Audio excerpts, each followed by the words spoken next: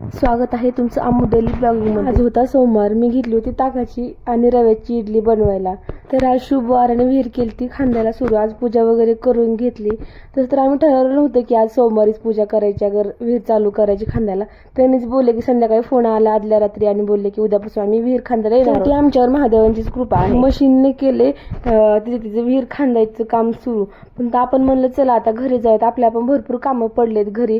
पीठ वगैरे आंबवून आलते मी शेताकडे, बघते तर खूप छान पीठ आंबलेलं होतं। म्हणून ह्याला एक तडका द्यायचा राहिला होता फक्त।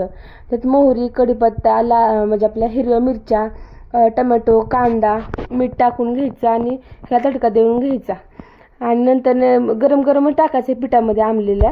नंतर आपलं इडली पात्र राहतं त्याला तेल लावून घ्यायचं आणि जे पाणी उकळा ठेवलं ते भांडं जे असतं त्यामध्ये लिंबू टाकून घ्यायचं। मेन म्हणजे ते काळं पडत नाही भांडं। आणि महत्वाचं म्हणजे मी सोडा वगैरे न टाकता खूप छान इडल्या झाल्या आणि चवीला तर खूप छान झालत्या। आजचा दिवस खूप शुभ आणि चांगला गेला, छान गेला। पण तुम्ही व्हिडिओ वगैरे बघता पण सबस्क्राईब आणि लाईक का बरं करत नाहीत? प्लीज असं काही करू नका, सबस्क्राईब आणि लाईक कमेंट जरूर करा। चला भेटूया पुढच्या ब्लॉगमध्ये, तोपर्यंत बाय बाय।